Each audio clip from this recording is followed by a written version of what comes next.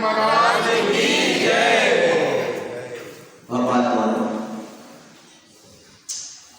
हमारे पूजन में पूजन करते हैं, पूजन में बहुत अच्छी लाइन आती है।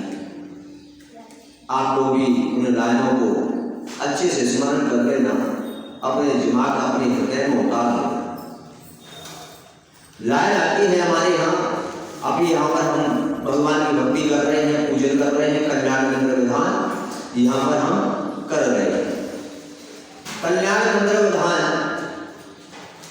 हम यहाँ पर करने जा रहे हैं। शायद हमने कल्याण मंत्र विधान कई बार किया होगा, आज पहली बार नहीं करते, कई बार किया होगा हमने, लेकिन इसका महत्व क्या है? कल्याण मंत्र विधान करने से हमारे लिए किस प्रकार की भक्ति करने से हमारी किस चीज की प्राप्ति है? कभी विचार किया तुमने? क्योंकि कल्याण मंत्र के 44 यहाँ काव्य बनाए गए हैं, उन 44 काव्यों के अंदर बहुत बड़ी महिमा का वर्णन किया।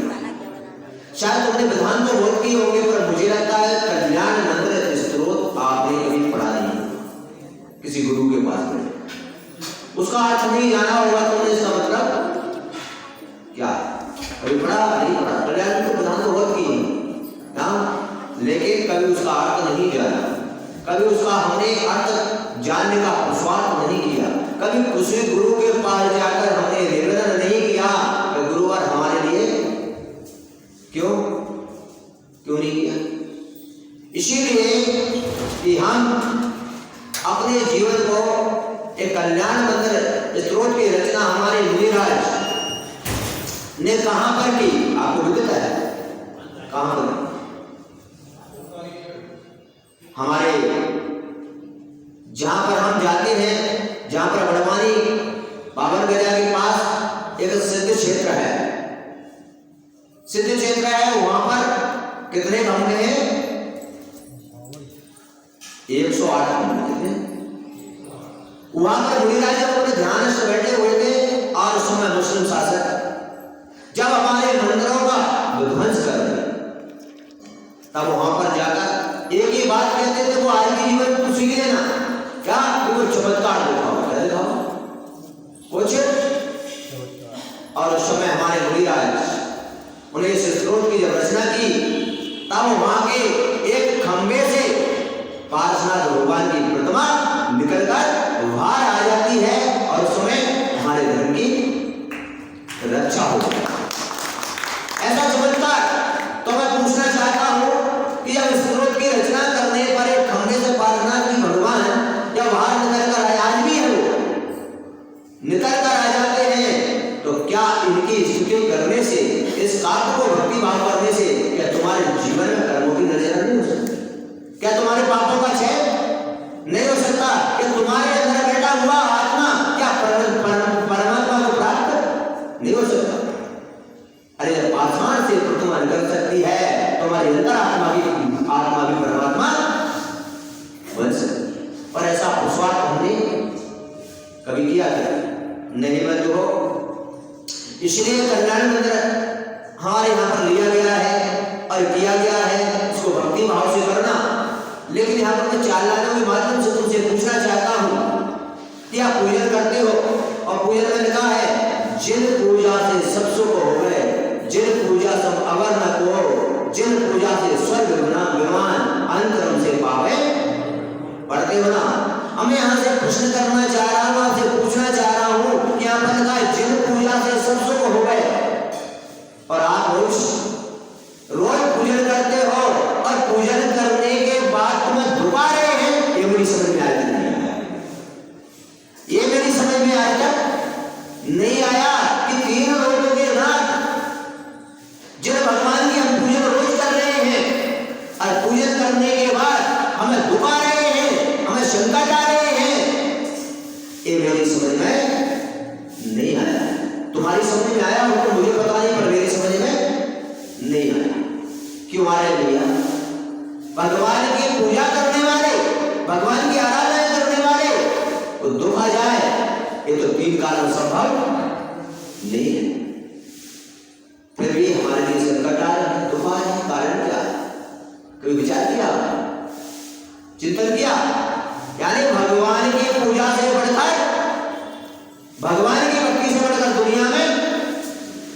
तीनों लोगों में कुछ भी नहीं।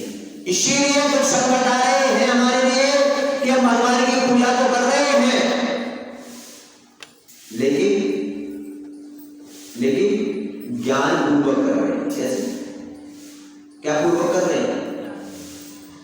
ये हमने किताब पढ़ी और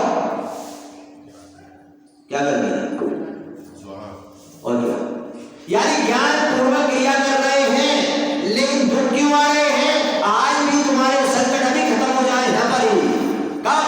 जब सम्यक पूर्वक हम भगवान की भक्ति कर रहे हैं। बस फर्क इतना ही है, फर्क इतना है कि हम ज्ञान पूर्वक क्रिया कर रहे हैं, सम्यक पूर्वक क्रिया, बस इतना ही होता है। और सम्यक पूर्वक की हुई क्रिया हमें फलदायी हुआ करती है। मेरा आपसे निवेदन है कि आप जो भी क्रिया करते हैं सम्यक पूर्वक करिए। सम्यक का मतलब श्रद्धान, श्रद्धान का मतलब जैसे भगवान की वाणी से निकला है यथार्थ वही सत्य है। हमारे मन की प्रवृत्ति, हमारे स्वयं की व्यवस्थाएं, हमारे स्वयं के मन के कार्य है, सिद्धांत नहीं हो सकता। और आज हम क्या कर रहे हैं? क्या कर रहे हैं बताओ? आज हम सिद्धांत की नहीं मानते, हम हमारे मन की मानते हैं, हमारे विचारों की मानते हैं, हमारी व्यवस्था को धर्म मानते हैं, लेकिन व्यवस्था धर्म नहीं। धर्म क्या है? लेकिन हम तो अपने मन की कर रहे हैं। किसकी कर रहे हैं? हम तो अपने मन की कर रहे हैं, और मन की क्रिया धर्म नहीं है। धर्म तो भगवान की वाणी से कहा हुआ है। तो क्या कर रहे हैं सभी लोग बताइए? क्या कर रहे हैं? वो क्रिया भी भगवान की वाणी के द्वारा नहीं, हमारे मन के द्वारा कर रहे हैं। किसके द्वारा? हमको अच्छा लगेगा वही करेंगे, हम नहीं मानते किसी की, हम किसी की नहीं मानते। बंधुओं, हमको जो करना है, हम जैसे अभिषेक करेंगे, जैसे हम करेंगे, जैसे पूजा करेंगे, हम किसी की बोले जिनवाणी में लिखा है, बोले लिखा होगा जिनवाणी, हम जैसा कहेंगे वही जिनवाणी। विचार करो, थोड़ा सा चिंतन करो। सिद्धांत का मतलब क्या है? सिद्धांत का मतलब ये है बंधुओं कि हमारे सम्यक दर्शन के दोषों में कहा गया कि सबसे पहले 8 हमारे सरकारी दोष हैं। क्या? जिस प्रकार हमारे लिए सबसे पहले क्या करना है? हमारे 8 अंगों का पालन करना है। निसर्ग तंग देव शास्त्र गुरु पर किसी प्रकार की शंका नहीं करना, किसी प्रकार की इच्छा नहीं करना। कब? जब हम विपरीत स्थिति में पड़ जाएं, तब भी देव शास्त्र गुरु का हम आत्मा न छोड़ें। और कहीं पर भी हो, किसी भी जगह हो, अगर कहीं पर भी हो, हम देव शास्त्र गुरु की आराधना करें, नमोकार मंत्र की आराधना करें। कहीं पर भी किसी प्रकार के अन्यत्र धर्म में, अन्यत्र जगह पर जाकर किसी प्रकार का अन्यत्र पूजा न करें, अन्यत्र जगह पर न जाएं। आज वर्तमान की स्थिति मेरे पास एक व्यक्ति आया, बोले महाराज, मैंने क्या हो गया? बोले महाराज मैंने यहाँ पर विधान किया, पूजन किया, सब कुछ किया, मैंने कई विधान किए, कई संघ की यात्राएं की, सभी जगह गया, मेरे को क्या हुआ? बोले महाराज कुछ नहीं हुआ। और एक बार मेरे दोस्त ने आकर मुझसे कहा,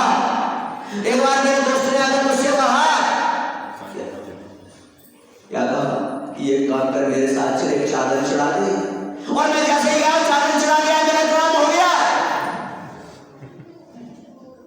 समझ में आ रही है मेरी बात? अरे बंधुओं, ध्यान रखना अपने जीवन में कि अन्यत्र कहीं पर भी जो व्यक्ति अपना सिर झुकाता है, पूजा करता है, वो दीर्घ काल में सम्यक को प्राप्त नहीं करता। जो देव शास्त्र के ऊपर सिद्धांत रखता है, वही सम्यक को प्राप्त करता है। लेकिन आज वर्तमान की स्थिति के अंदर अगर तुमसे कह दिया जाए, कुछ कर दिया जाए, विचार करो, इस प्रकार की स्थिति जीवन में जब चलती है, और जब इस प्रकार की स्थिति के अंदर जहां पर हमारे कल्याण मंत्र का स्तोत्र का जो रचना की गई, उस समय जब भगवान प्रकट हुए, तब वो मुस्लिम शासक जो मंत्रों को तोड़ रहा था, उसने भी नमस्कार किया और जैन धर्म को स्वीकार किया। और आप जैन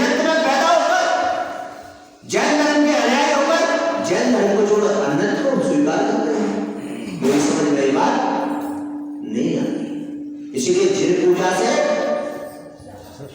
बिल्कुल मिलेगा। भगवान की भक्ति सम्यक के साथ करोगे, गारंटी दे रहा हूं तुम्हारे लिए।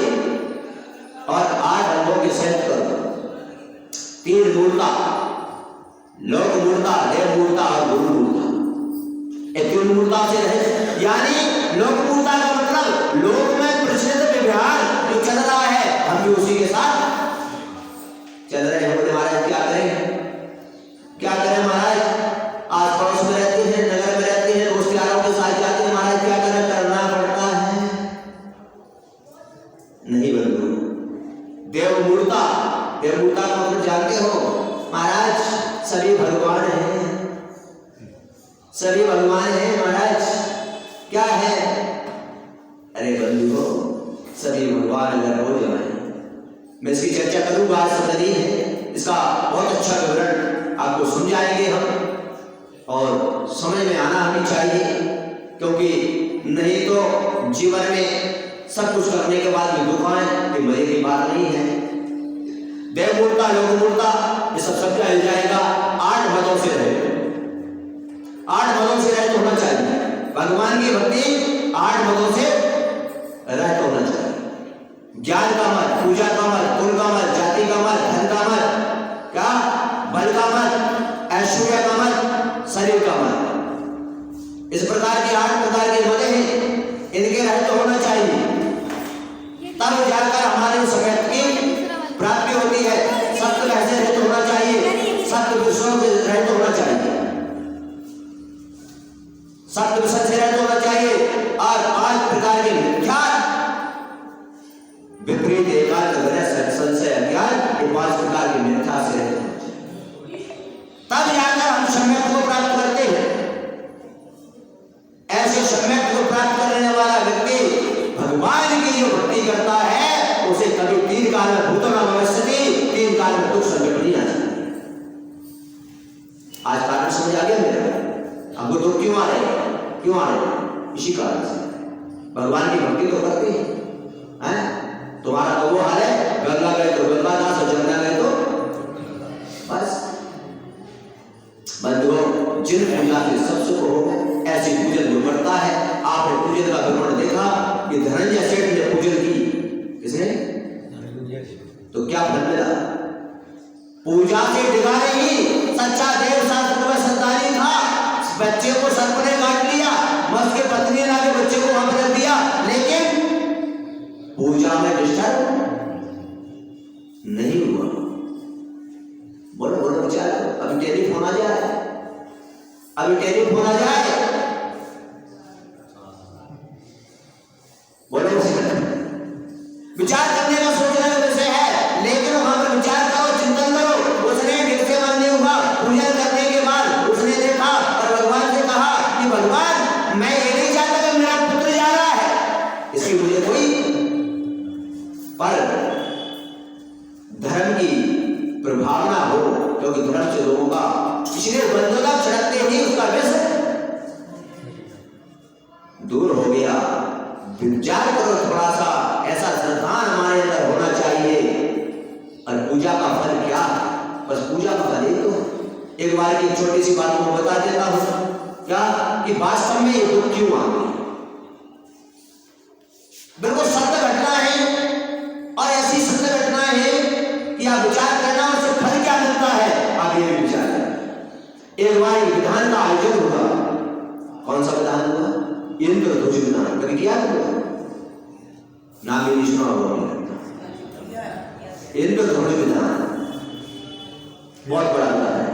क्या है, बहुत बड़ा विधान है, इंद्रध्वज विधान हुआ, और विधान होने पर वहां पर जो हमारे गुरुवर थे उन्होंने विधान को करवाया, और विधान को करवाकर उन्होंने सोचा विचार किया, लेकिन वहां पर बड़ा मजा आया कि सारे लोग वहां पर विराजित, और वहां पर एक व्यक्ति महाराज के पास गया, और व्यक्ति ने कहा महाराज आपके चरणों में एक निवेदन है। महाराज का जल्दी बोलो क्या है, बोले निवेदन स्वीकार करो। बोले क्या निवेदन है, कि आप जो विधान करा रहे हैं उस विधान का सारा खर्चा में अकेला है। यहाँ पर भी कोई हो सकता है ऐसा श्रावण, कोई बड़ी बात नहीं है, क्या उनके भी भाव बन जाए, और वो भी, उसने कहा और शर्त क्या थी उसमें, आप ये सब ऐसा कभी भाव नहीं, क्या सब करें? सत्य रखिए महाराज, कहीं पर भी किसी भी जगह मेरा नाम नहीं आना चाहिए कि विधान मैं करूं। क्या कितनी बड़ी शर्त है? मेरा किसी को पता नहीं लगना चाहिए कि विधान कौन करा रहा है। ये ऐसा धर्म है। और उस व्यक्ति ने उस समय पूरा उसका इधर जो विधान जो बड़े बहुत पैमाने पर होता है, और विधान का जब आयोजन हुआ, जैसे ही महाराज ने घोषणा की कि यहाँ पर विधान किया जाएगा, तो नगर के अनेक श्रेष्ठीगण वहां पर महाराज के पास पहुंचे और जाकर कहा कि महाराज इतना बड़ा विधान है, हमारे लिए भी इस विधान में कुछ अवसर प्राप्त कर रही है। जाओ यहाँ पर विचार करो, मेरा भी आपसे यही कहना है कि उस समय क्या बात आई, उस समय क्या बात आई जब मैं भी तुम्हारे जैसा श्रावक था। जिस समय की बात बता रहा हूं तुम्हारे लिए, कब की? उस समय मैं भी, लेकिन आपको पहले ही बताया कि गुरु की सेवा में तत्पर रहता था। उस समय बैठे हुए हम चिंतन कर रहे और महाराज से चर्चा हो रही, तब महाराज ने कहा कि विधान का पूरा जो खर्चा है वो गुप्त रूप से आ गया है, अब सारे लोगों की भीड़ लगी है कि महाराज हमारे लिए भी कुछ बताइए। उस समय बंधु, उस समय हमने महाराज से कहा कि महाराज जब अपना इंतजाम हो गया तो आप ये भी आज्ञा दीजिए सबको कि सभी विधान में बैठे और भगवान की जो भी व्यक्ति वहां पर आता था और सबको बोला जाता था कि विधान में आप बैठिए, विधान में पूजन करिए, और गुरु के पास जब जाकर आज्ञा हुई तो सब बैठने के लिए तैयार हो गए। और उसी समय नगर का सबसे बड़ा एक सेठ भी था जो कभी मंदिर भी समझ आ रहा है, जो कभी और तुम्हारे सेठ जी कब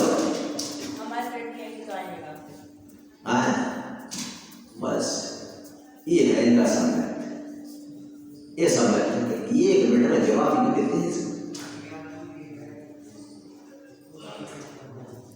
बंद को विचार थोड़ा चिंतन करो, चिंतन का विषय, सोचने का विषय। और वो व्यक्ति आया, वो बड़े बड़े कार्यक्रम में आता था और वो भी आकर बोला महाराज कहीं विधान इतना बड़ा हो रहा है, 10, 20, 25, 50 लाख रुपए कहीं लगाने की बात हो तो मुझे बता दो। मेरी बात नहीं है। वो आकर गुरु जी से बोला कि मुझे भी बता दो कहीं पर इतना। तब गुरु जी ने मुस्कुरा कर कहा कि तू और गुरु आज्ञा का पालन करना चाहता है? बोले हाँ गुरु आज्ञा का मैं पालन करूंगा। बोले करेगा? बोले करूंगा, मेरी आज्ञा है तो परिवार सहित विधान में। वो व्यक्ति विचार कर रहा था, सोच रहा था 10, 20, 50 लाख रुपए लगवाएंगे महाराज, करोड़ रुपए लगवाएंगे, मेरे पास कोई कमी नहीं, मैं तुरंत दे दूंगा, क्या फर्क पड़ने वाला है। और उसको ये पता नहीं था कि महाराज मुझे आज्ञा देंगे कि पूजा में बैठना। ऐसे लोग आपको कहीं मिल जाएंगे, लेकिन भगवान की स्वर्ण के द्रव्य से, स्वर्ण के द्रव्य से, स्वर्ण के मन वचन काय से, स्वर्ण के भगवान की भक्ति करना बहुत बड़ी बात है, ध्यान रखना से। वो व्यक्ति महाराज की आज्ञा को स्वीकार की और सारे लोग विधान में बैठे। और विधान में बैठने के बाद ऐसा नहीं है कि विधान में बैठने के बाद जो इस व्यवस्था को चलाने के लिए, इन व्यवस्थाओं को चलाने के लिए लोगों ने अपनी तरफ से वहां पर लाखों करोड़ रुपए का दान भी दिया, ऐसा नहीं है, दिया, लेकिन वो मंदिर के लिए विधान तो जो चल रहा था, लेकिन सारी व्यवस्था किसके लिए हो गई? बंधुओं, उस समय जब विधान पूरा हुआ, आपको बहुत अच्छी बात बता देता हूं मैं आज कि विधान जब पूरा हुआ, विधान पूरा होने के बाद 2 दिन बाद महाराज ने कहा कि मुझे यहां से विहार करके जाना है। और उस समय आप सत्य बात मानना कि जो व्यक्ति जो कभी मंदिर नहीं आता, जो व्यक्ति कभी मंदिर नहीं आता, तो नगर सेठ था जो पैसे में डूबा हुआ था, उन्हीं भोगों में लगाया जाता था, कभी जीवन के अंदर 10 दिन का विधान करने के बाद बंधुओं वो महाराज के चरणों में आया और आकर क्या बोला, आपको ये समझता कि गुरुवर अभी तक मैं समझता था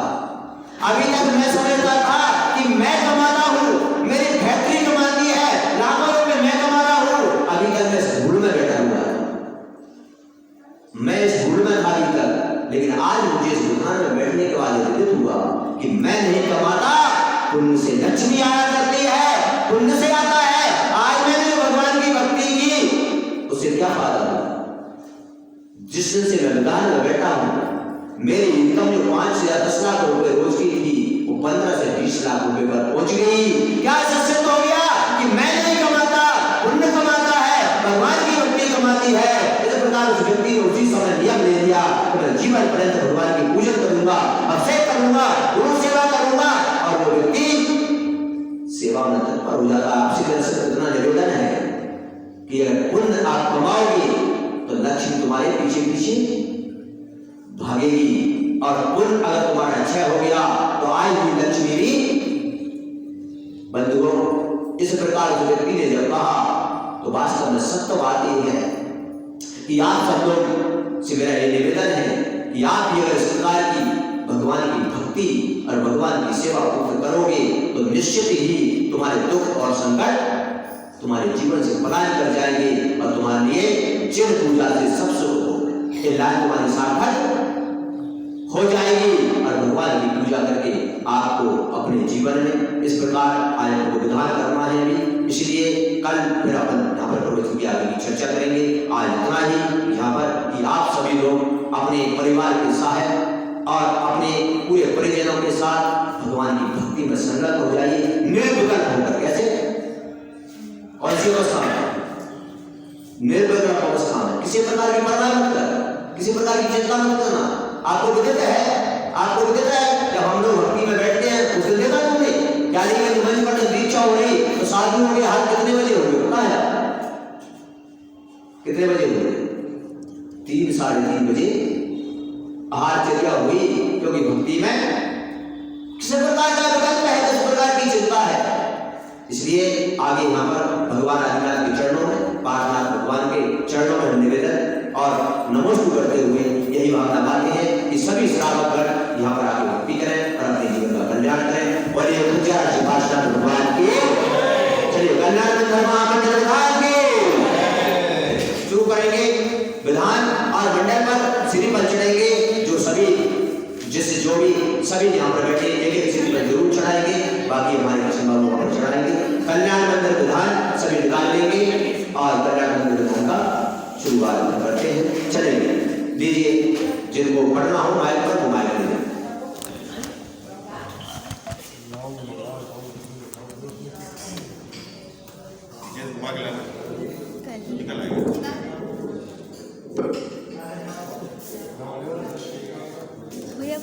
हाँ भैया ही को देना।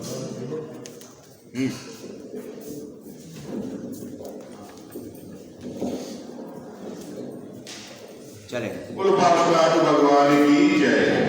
विशाल हृदय करुणा की मूर्ति शिव, सूरज सवय शिवान भाव को सुर गुरु भी पाते नहीं पाते। अच्छा जोर से पढ़िए सभी लोग।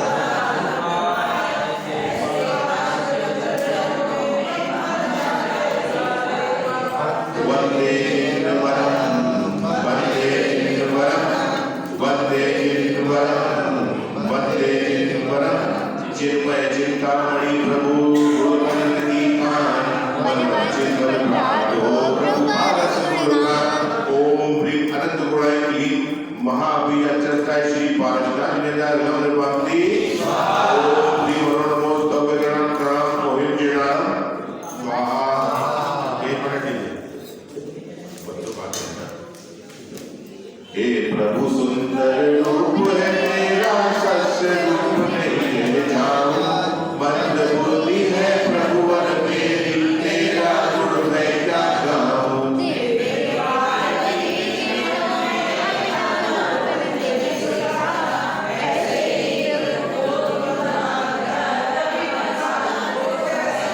देवों के भी देव हो पारस प्रभु भगवान।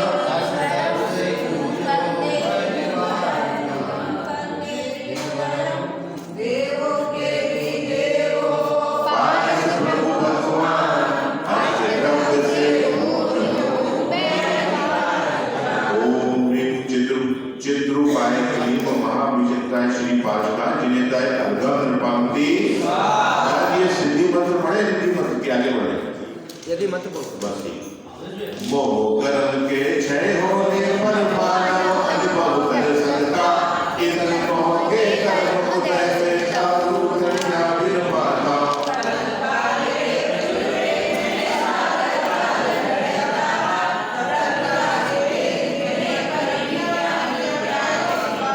वंदे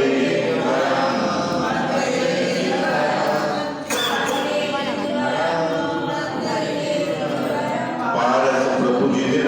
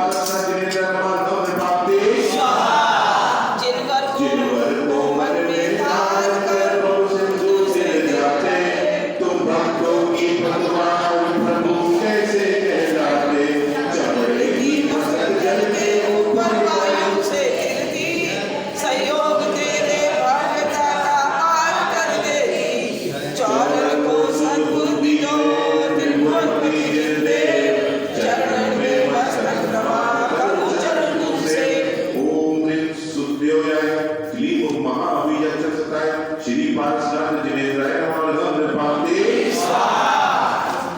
जिससे